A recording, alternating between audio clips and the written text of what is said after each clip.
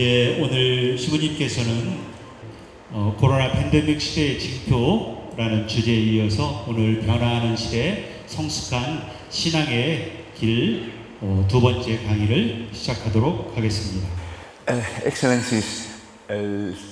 형제 자매 여러분, 강연을 시작하기 전에 먼저 이곳에서 함께한 체험에 감사드리고 싶습니다. 저는 공산 정권 시절엔 자유롭게 해외여행을 할 수 없었습니다. 그런데 공산주의가 무너지고 5대륙을 모두 방문했습니다. 남극까지도 방문할 기회가 있었어요. 보통은 강연을 하고 질의응답 시간을 갖는데 한국에서의 경험은 달랐습니다.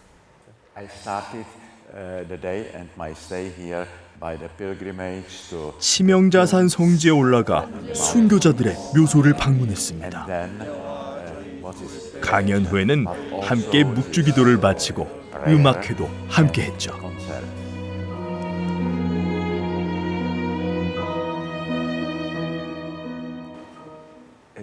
오늘은 시노달리타스에 대해 얘기할 건데 이곳에서의 경험이 바로 시노드적 교회였습니다. 시노달리타스라는 말은 경청하고 함께 기도하고 서로의 체험을 나누는 것입니다. 그러니 우리가 함께한 체험은 시노달리타스를 실천한 것입니다. 강연을 나누고 함께 기도하고 서로를 축하하며 하느님의 말씀을 들을 수 있는 멋진 체험이었습니다. 저는 묵주기도를 하는 동안 새로운 아이디어를 주시길 청했는데 새벽 2시에 정말 새로운 아이디어가 떠올랐습니다. 잠에서 깨고 그 아이디어로 머릿속이 꽉 찼습니다. 다시 잠을 잘 수가 없었어요. 그래서 천국과 한국의 시간대가 다른 것 같다고 했지요. 새벽에 새로운 생각들이 떠오르다니요. 한국에서 체험한 시노드적인 교회 덕분에 행복한 새벽을 맞이할 수 있었습니다. 감사합니다.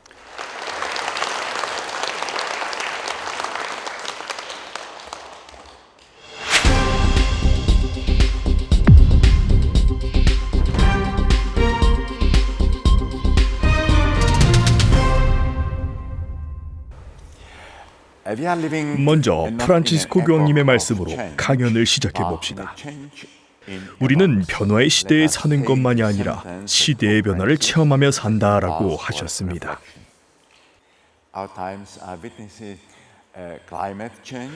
오늘날 우리는 급격한 기후변화와 함께 정치, 문화, 도덕을 포함한 모든 부분에서 변화를 체감하며 살고 있습니다. 이런 변화의 속도, 범위, 그리고 깊이는 그동안 확실하다고 여겨진 것들을 완전히 뒤엎고 있습니다. 오래된 종교적 확신이 무너진 후 개인주의적 관념을 비롯해서 신뢰했던 제도와 전문가의 권위도 흔들리고 있습니다.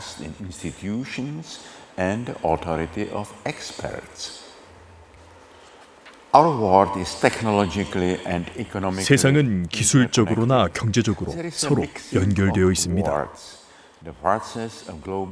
우리는 연결된 세상에 살고 있습니다.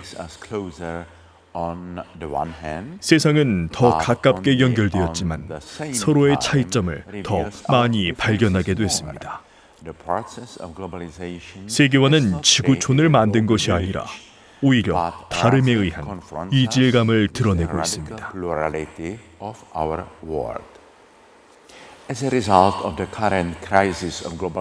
세계화가 위기를 겪으면서 이제는 국가, 민족, 종교 기관끼리의 사이뿐만 아니라 그들 내부에서도 새로운 분열이 일어나고 있습니다.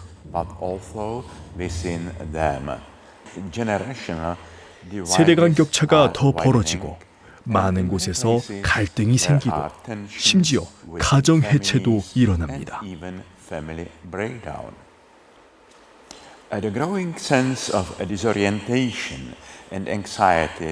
복잡한 세상에 대해 혼란과 불안이 커지고 있습니다. 사람들은 어려운 질문에 쉬운 답을 요구하고 있습니다.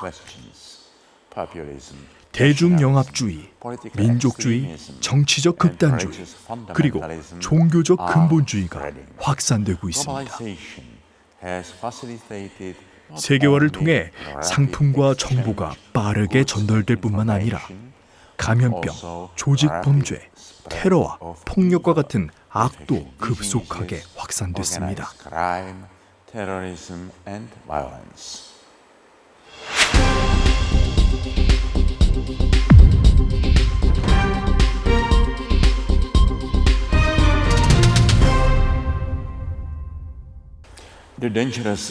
악마가 쓰는 위험한 무기는 두려움입니다. 두려움에는 본질을 넘어선 위협이 도사리고 있습니다. 북한을 비롯한 몇몇 나라에는 두려움을 만들어내는 정치 체제가 존재합니다. 그런 나라들은 이런 두려움을 이용해 수많은 사람들을 노예로 삼고 있습니다. 저 역시도 인생의 많은 시간을 공산 정권 하에서 보냈기 때문에 잘 압니다.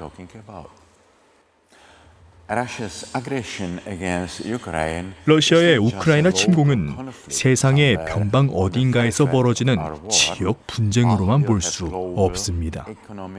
세계 경제, 정치, 사회, 그리고 윤리적인 영향을 끼치는 중대한 사건입니다.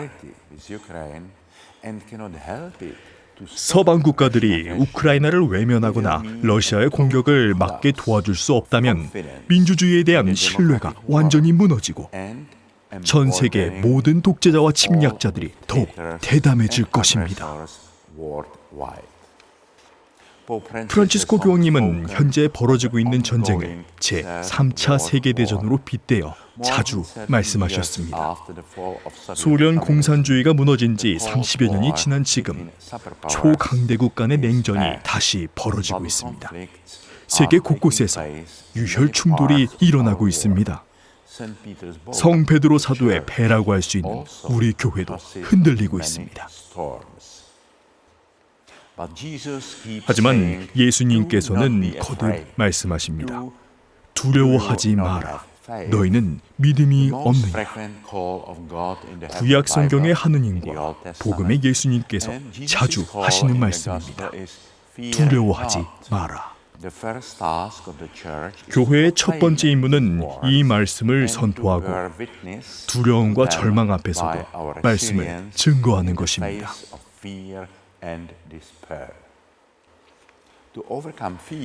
두려움을 극복하기 위해서는 깊고 성숙한 살아있는 믿음이 필요합니다. 성숙한 믿음은 교의, 예식 체계와 관습보다 훨씬 큽니다. 그리스도께서는 교리를 가르치시기 위해 세상에 오신 것이 아닙니다. 우리 자신과 다른 사람들, 사회, 자연 환경, 그리고 하느님과의 관계를 통해 우리가 인간이 되는 방식, 즉 우리의 인간성이 변하도록 끊임없이 배우는 여정을 위해 오셨습니다.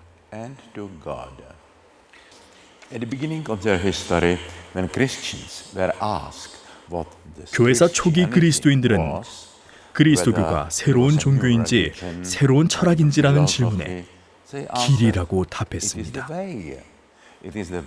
나는 길이요라고 하신 예수님을 따르는 길입니다.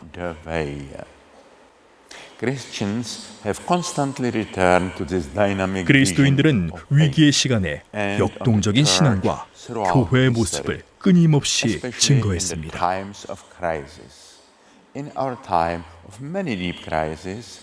교황님은 우리 시대의 위기를 극복하기 위해 함께 걷는 길로 교회를 쇄신해야 한다고 호소하십니다.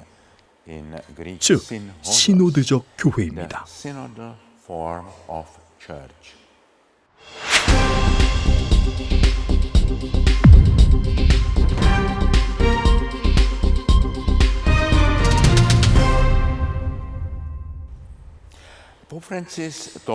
프란치스코 교황님은 거의 매일 시노달리타스를 언급하십니다. 모든 대륙의 지역 교회에서 시노드를 준비하고 있습니다. 올해와 내년에는 주교 시노드 정기총회가 예정되어 있습니다. 교회의 모든 이들이 참여하는 시노드 모임은 신앙 체험을 솔직하게 나누고 서로의 말을 경청합니다. 무엇보다 서로의 말을 경청함으로써 성령께서 어떤 말씀을 하시는지 듣기 위한 것입니다. 하느님께서는 또한 세상에서 일어나는 일들을 통해 시대의 징표로 우리에게 말씀하십니다. 그런 이유로 우리는 세상에서 일어나는 사건들을 관상적으로 읽어내는 법을 배워야 합니다.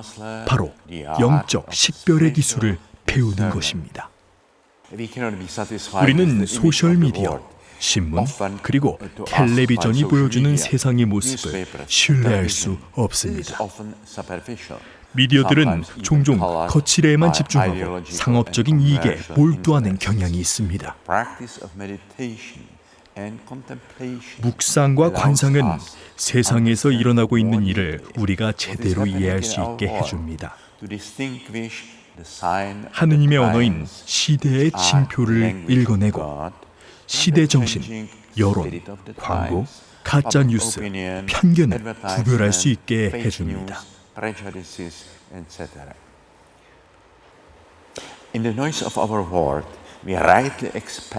우리는 세상의 소음 속에서 교회의 예언자 역할을 기대합니다.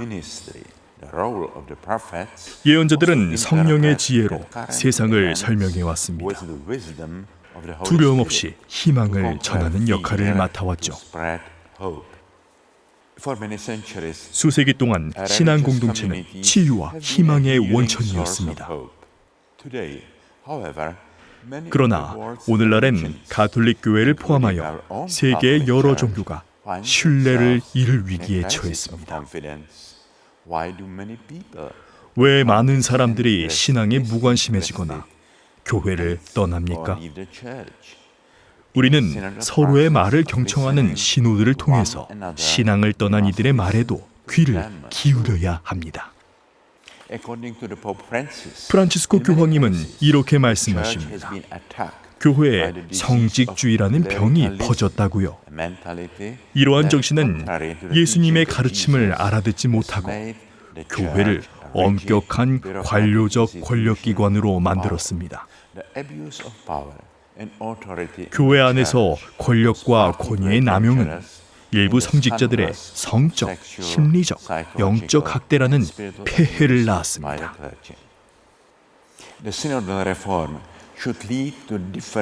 시노드적 개혁은 교회의 다른 형태, 즉 서로의 의견을 존중하는 교회로 바뀌어야 합니다. 그러기 위해서 먼저 하느님과 깊이 소통해야 합니다. 그래야 교회 안에서 주교, 사제, 평신도, 그리고 여성과 젊은이들이 소통할 수 있습니다. 교회 안의 소통이 가능해지면 다른 종파, 종교, 문화와의 대화에 길이 열립니다. 교회는 공동체의 모든 이들이 소외되지 않는 합창으로 꾸며져야 합니다. 모두가 소중합니다.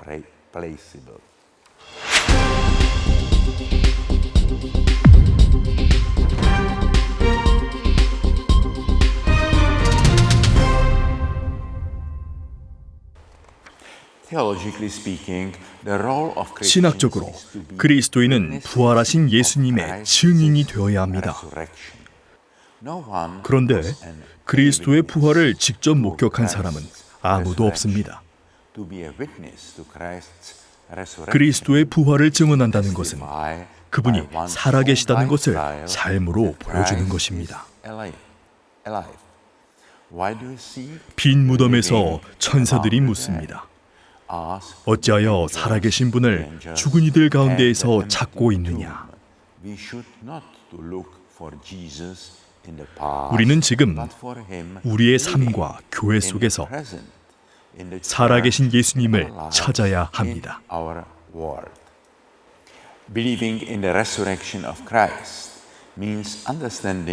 그리스도의 부활을 믿는다는 것은 그리스도교를 끝나지 않은 이야기로 믿는 것입니다. 복음서와 교회의 역사 안에서 확인할 수 있듯 육체적 죽음 이후에도 삶의 이야기는 계속되니까요. 교회의 신앙과 우리 개인의 믿음이 성장하고 더 깊은 단계로 나아가는 것은 매우 중요합니다. 그리스도께서 교회의 신앙과 우리 개인의 믿음 안에 살아계시다는 것을 알게 될 것이기 때문입니다. 그리스도의 부활은 한 번 일어났지만 진행 중인 과정입니다. 그리스도는 교회의 믿음과 표시 안에 살아계시고 활동하십니다. 예를 들면 성사와 전례, 믿음 선포에서입니다. 또 궁핍한 모든 이들을 섬기는 그리스도인들 안에 계십니다. 왜냐하면 그리스도께서는 교회의 담을 넘어 특히 가난하고 소외된 이들 안에 사시기 때문입니다. 프란치스코 교황님은 교황이 되기 전에 성경 구절을 인용하여 이렇게 말씀하셨습니다. 예수님께서 문 앞에 서서 문을 두드리고 있다라고요. 지금은 예수님께서 문 안에 갇혀 문을 두드리고 계시다고 했습니다. 예수님께서 나가고자 하심으로 우리도 그분을 따라야 합니다. 특히 가난하고 소외받고 고통받는 이들을 위해 관습적이고 제도적인 경계를 넘어서야 합니다. 프란치스코 교황님에 따르면 교회는 모두를 환대하는 열린 교회가 되어야 합니다.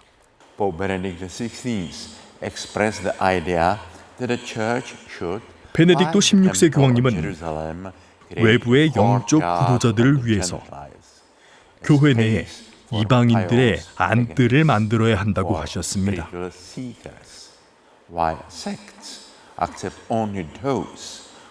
무조건 헌신하는 이들만 허용하는 사이비 종교와 달리 가톨릭 교회는 외부의 사람들과도 대화를 나누어야 합니다.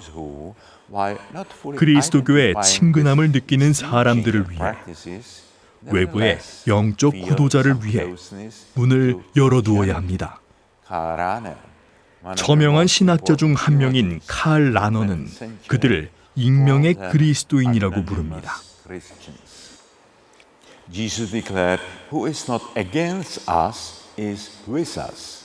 예수님은 우리를 반대하지 않는 이는 우리를 지지하는 사람이라고 하셨습니다.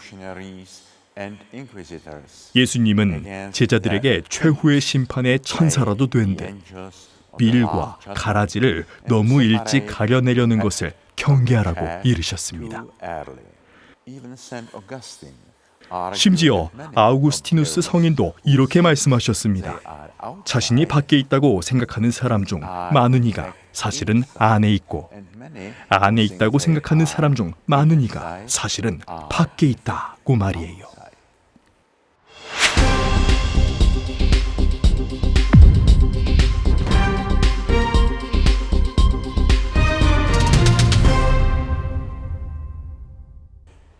교회는 신비입니다. 우리는 교회가 어디에 있는지는 알지만 교회가 어디에 없는지는 모릅니다. 사회학적으로는 교회는 수많은 종교기관 중 하나입니다. 그러나 신학적 관점에서 보면 교회는 그 이상입니다.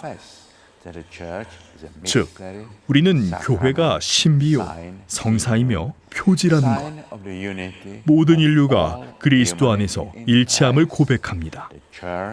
교회는 역동적인 성사이며 그 목표를 향한 길입니다. 인류 가족의 완전한 일치는 세상이 끝나는 날 비로소 완전히 실현될 수 있는 종말론적 목표입니다. 그때 교회는 완전하게 하나로 뭉쳐 거룩하며 보편적이고 사도적이 될 것입니다. 그날이 오면 우리는 하느님을 온전히 뵙고 그분을 비추게 될 것입니다.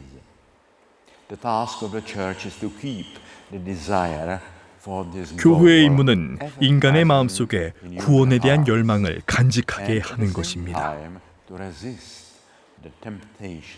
동시에 교회는 어떤 완벽한 형태의 교회, 사회, 지식이라고 하더라도 그것을 완전 무결한 것으로 여기려는 유혹을 뿌리치는 것입니다.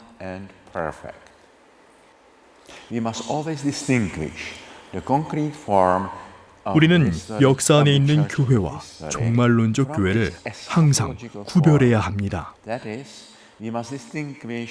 우리는 길 위에 있는 교회, 즉 전투 중인 교회를 승리한 교회와 구별해야 합니다.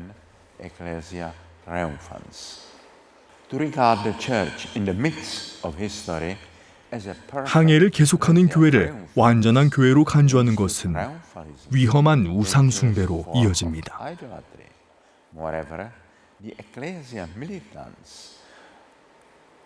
더욱이 교회가 승리주의의 유혹에 저항하지 않으면 전투 중인 교회는 죄 많은 싸움꾼이 될 수 있습니다. 우리는 이런 일이 계속해서 반복됐다는 것을 겸허하게 고백해야 합니다.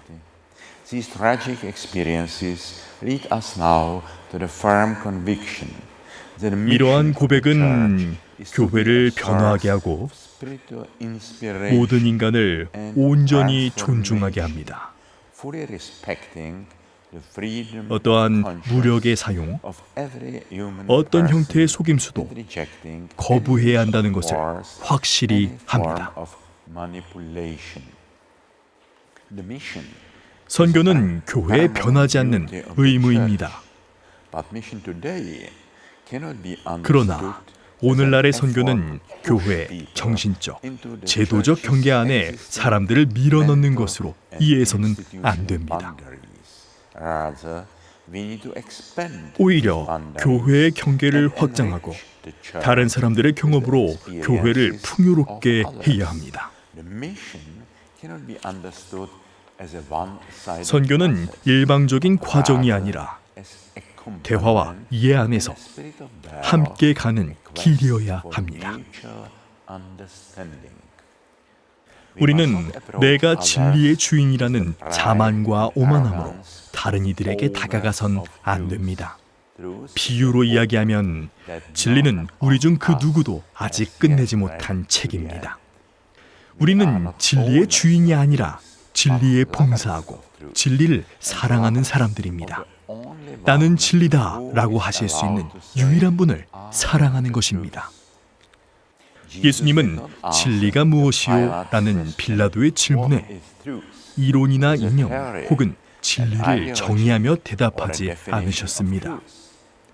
그분은 교리와 이념을 초월하는 진리를 증언하셨습니다. 삶 속에 살아있는 인격적인 진리를 드러내셨습니다. 오직 예수님만이 나는 진리다 라고 말씀하실 수 있습니다. 덧붙여 나는 길이요 생명이다 라고 할 수 있습니다. 살아있지 않고 길이 아닌 진리는 이념에 더 가깝고 이론에 불과합니다. 올바른 교리는 실천할 수 있는 바른 행동과 결합되어야 합니다. 또 진리 안에 사는 깊은 차원을 잊어선 안 됩니다. 그것은 올바른 체험, 옳은 열정과 열망, 내면의 경험, 곧 영성입니다.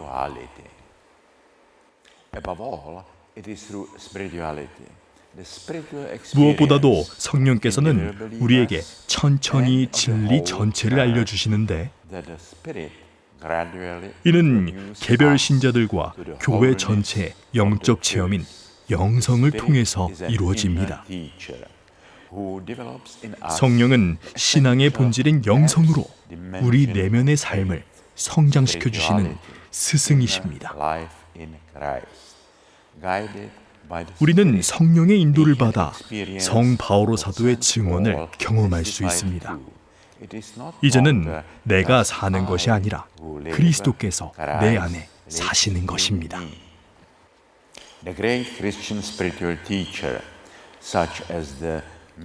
독일의 신비주의자 에크하르트와 같이 위대한 그리스도교 영적 스승들은 이렇게 말합니다.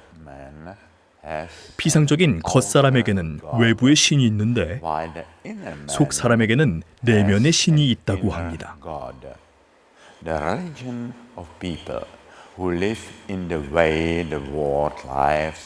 외적 권위, 광고나 이념에 흔들리고 여론을 쫓아가며 세속적으로 살아가는 사람들의 종교는 피상적입니다.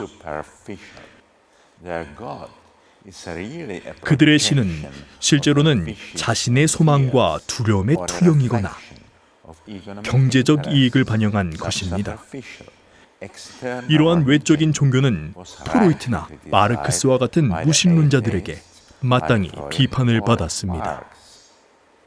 If a person revolves only around his ego, his self-centered and 이기적인 자아로 이해 타산만을 따지는 사람은 미성숙하며 성숙한 신앙에 이르기 어렵습니다.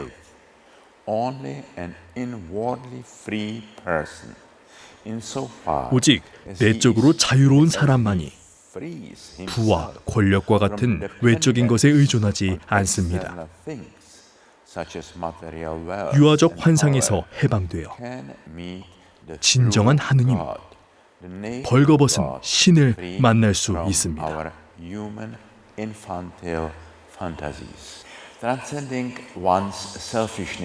다른 사람을 위해 자신의 이기심을 넘어서는 것은 그리스도인의 초월 경험을 의미합니다.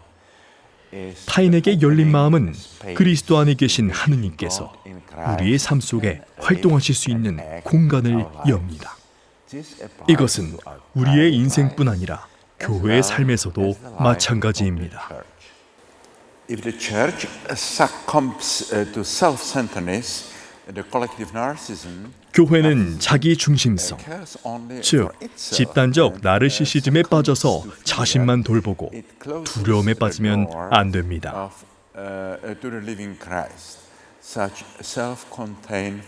이것은 살아계신 그리스도께 문을 닫는 것입니다. 갇혀있는 교회는 신뢰와 생명력을 잃고 죽게 됩니다. 현재 교회에서 진행되고 있는 신호드적 개혁의 목표는 교회의 제도적 구조를 새롭게 하는 것입니다. 덧붙여 모든 개혁에는 신앙생활의 쇄신, 특히 영성을 심화하는 작업이 선행되거나 병행되어야 합니다.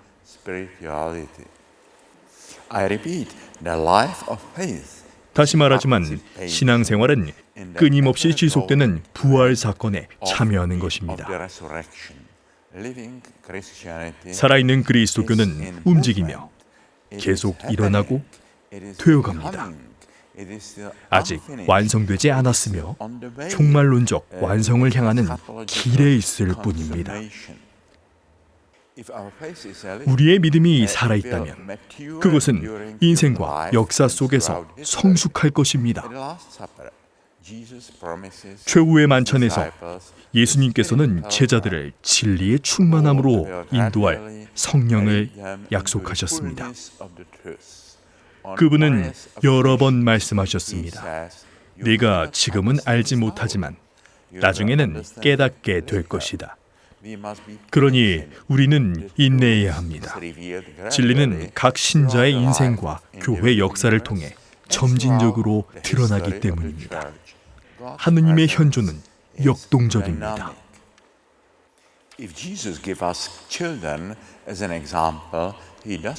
예수님께서 어린이를 예로 드신 것은 우리의 종교가 유아적이어야 한다는 뜻이 아닙니다.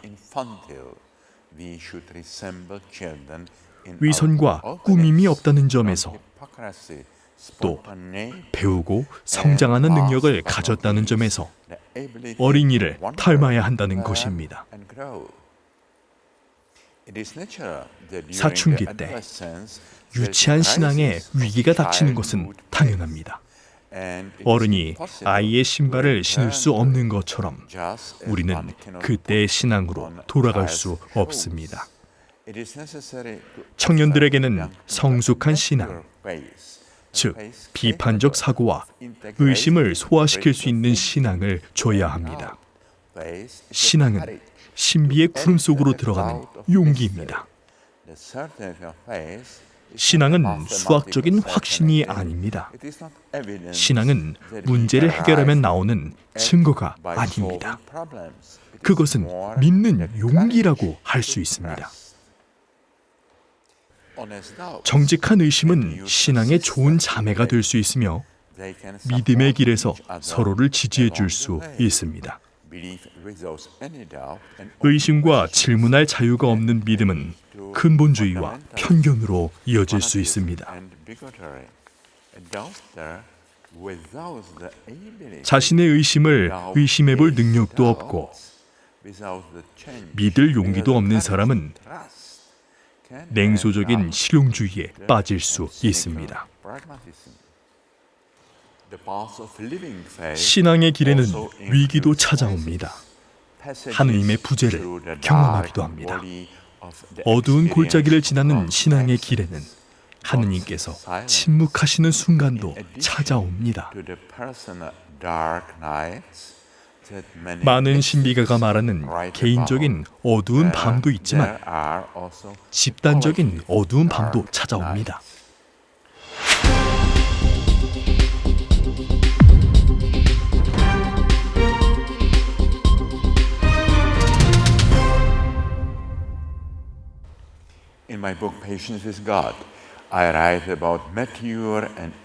저는 제 책에서 하느님의 침묵에 대해 성숙한 반응과 미성숙한 반응에 관해 썼습니다. 하느님의 침묵에 대해 미성숙하고 참을성 없는 반응은 무신론이라고 할 수 있습니다. 그분의 침묵을 하느님의 부재 또는 신의 죽음으로 해석하는 것입니다. 근본주의자나 광신도들은 낡은 교리나 격정에 취해 알렐루야를 반복해서 외쳐요. 하느님의 고요한 선율인 침묵 앞에서 소리를 지르고 무신론자와 비슷하게 표면적으로 반응합니다. 희망과 사랑이 함께하는 성숙한 신앙만이 인내의 시험을 견딜 수 있습니다. 인내는 참된 사랑, 참된 희망, 그리고 참된 믿음에 꼭 필요합니다.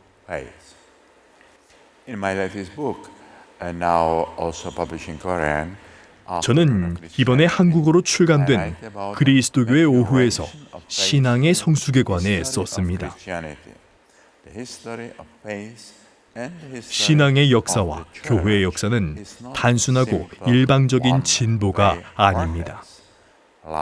그 안에 빛과 어두움, 거룩함과 죄가 섞여 있기 때문입니다.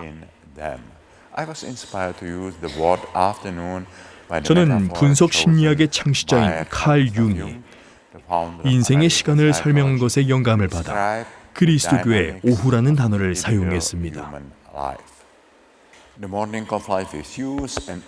인생의 아침은 인간의 기본적인 특징을 키워나가고 자기 자리를 찾아가는 청소년기와 초기 성인기입니다. 그리고 정오의 위기인 중년의 위기가 옵니다. 피로, 졸음, 에너지 손실 또는 소진 증후군의 시기입니다. 우리의 건강, 직업, 협력관계, 신앙, 그리고 영적인 삶에 영향을 미치는 위기가 오는 것입니다. 성숙기와 노년기인 인생의 오후는 평생이 걸린 성숙함을 완성할 수 있는 기회인데요.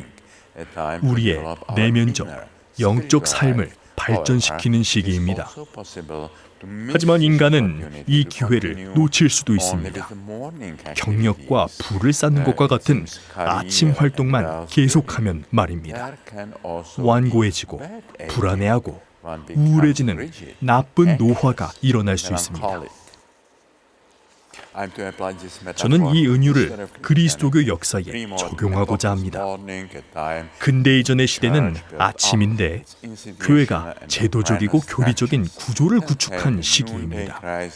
그리고 정오의 위기가 왔는데 종교개혁에서 계몽주의에 이르기까지의 시간입니다. 근대의 무신론부터 종교적 무관심에 이르기까지 기존의 구조가 흔들리는 것입니다. 그러나 사회 문화적인 세속화는 그리스도교를 끝낸 게 아니라 변화시켰을 뿐입니다.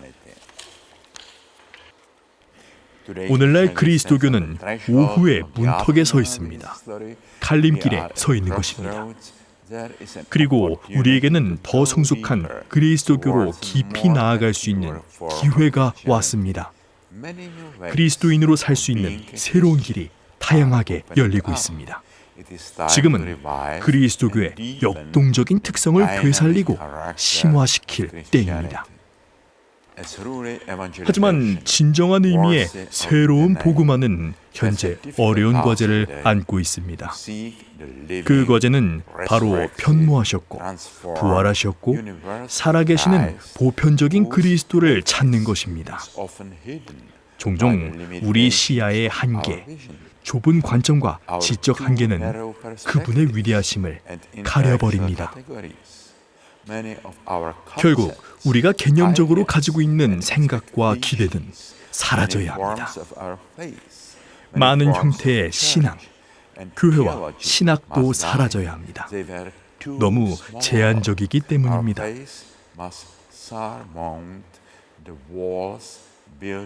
우리의 신앙은 알지 못하는 미래로의 모험을 떠나기 위해 두려움과 용기 부족 때문에 생긴 벽을 넘어야 합니다.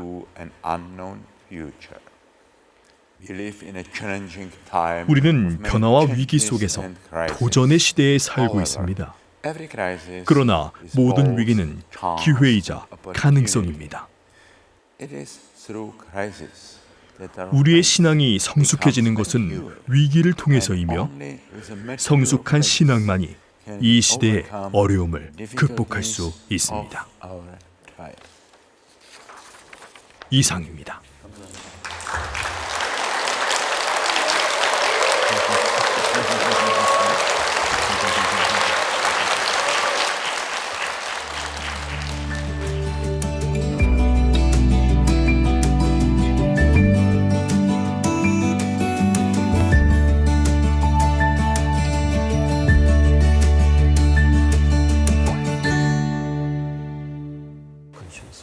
신앙의 성숙은 의심과 질문들을 통합시키는 것입니다. 제가 오랫동안 무신론자들과 대화하며 발전시킨 이론입니다. 무신론에는 여러 종류가 있습니다. 원시적인 무신론도 있지만 실존적인 무신론도 있습니다. 또 상처받은 슬픔의 무신론도 있습니다. 어떤 사람들은 나는 믿고 싶지만 못 믿는다. 이 세상에 너무 큰 악과 고통이 있기 때문에 못 믿는다 라고 합니다. 저는 이런 사람들에게 교회도 인생의 어두운 그림자와 같은 비극적인 그림자를 알고 있다고 얘기해 줍니다. 복음에 나오는 부활 사건에는 어두움과 십자가가 있습니다. 하지만 이것이 끝이 아니지요. 슬픔의 무신론은 어쩌면 십자가로의 신비로운 참여입니다. 예수님께서 오 나의 하느님 왜 나를 버리십니까? 하며 외치시는 것처럼요.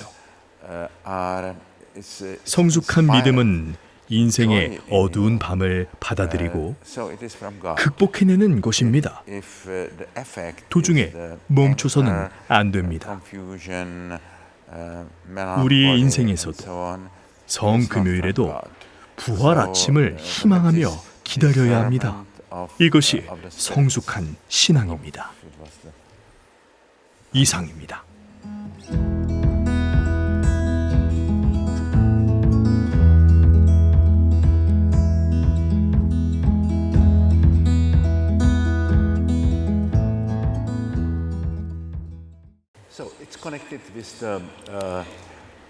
내면의 소리는 예수회의 영성에서 중요합니다.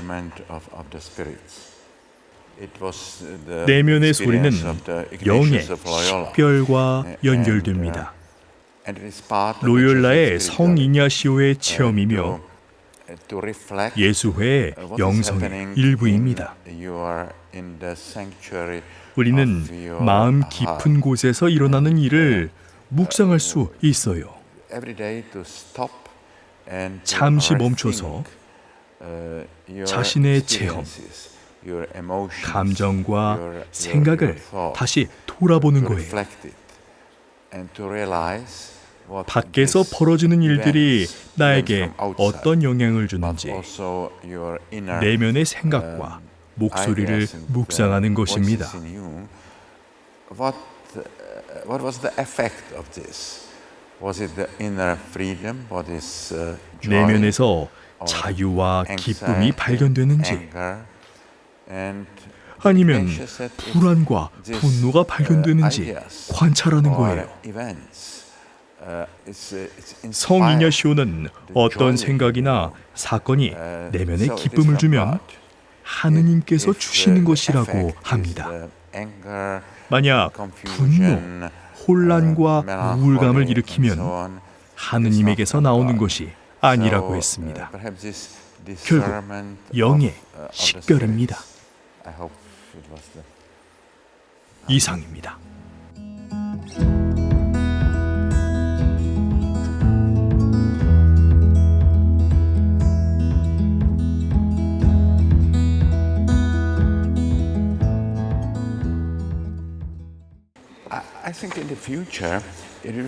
시간이 갈수록 교회가 영적 구도자들과 동행하는 것이 중요해질 것입니다. 자신이 무신론자이며 종교를 안 믿는다고 하는 사람들도 있지만 그들 중 일부는 영적 구도자들입니다. 많은 무신론자들이 하느님을 반대하는 것이 아니라 유신론, 즉 우리가 정립한 신과 종교라는 개념을 반대하는 것입니다. 그래서 그들의 이야기를 들어주고 동행해야 합니다. 프란치스코 교황님이 말씀하신 교회는 야전병원이다라는 말이 참 좋습니다. 우리는 이 개념을 발전시켜야 합니다. 야전병원은 굳건한 병원입니다. 시대의 표징을 보고 진단을 내리며 하느님께서 무슨 말씀을 하시는지 알아듣는 것입니다. 예방법도 중요합니다. 광신주의와 같은 영적 질병에 맞서 면역력을 키워야 합니다.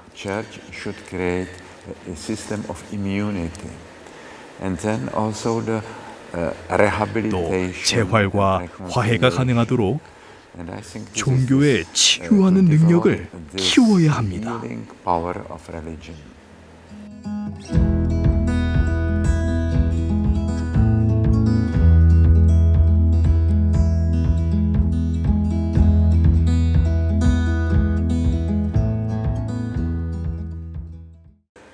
개신교 목사님이 질문을 하셨는데 아마 통하는 부분이 있어서 그런 것 같습니다. 마르틴 루터가 한 얘기니까요.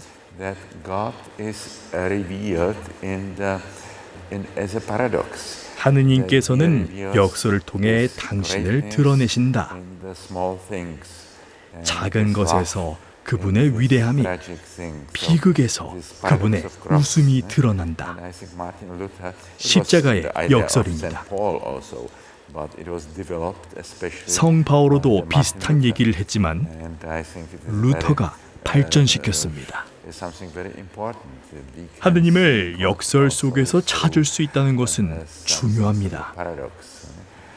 And so I hope that in the theology of the Protestant churches something very near to this idea.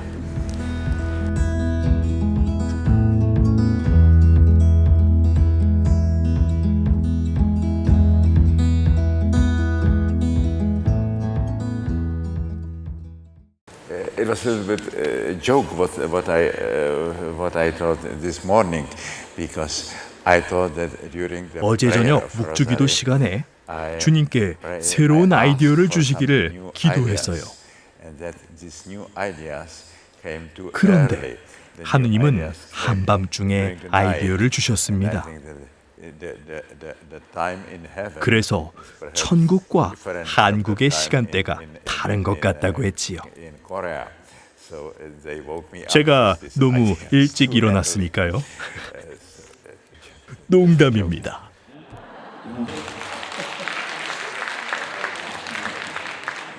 But one of the idea was that I must 하지만 ask you 그때 들었던 생각 중 하나는 something about 여러분의 your experience. 체험을 듣고 싶다는 I said 것이었어요. It was a great experience of synodality. There are bishops, priests, lay people. 저는 주교님, 신부님, 평신도, 여성, 젊은이들이 함께하는 시노달리타스의 교회를 봤습니다. I came not just to teach. I came 저는 to learn 단순히 from you. 가르치려고 온 것이 아니라 배우러 왔습니다. What I did, 여러분에게서 I would like 배우고 to 싶습니다. ask to tell me something about your vision, about your dreams, about the future of the church, about your 그러니 이제 experience. 여러분의 비전, I came 꿈, to learn 미래, from you. 그리고 So, 체험을 so 얘기해 I would 주세요. be very grateful if you 여러분이 생각하는 교회의 tell me 미래를 something 기대하겠습니다. about your dreams about the future of the church.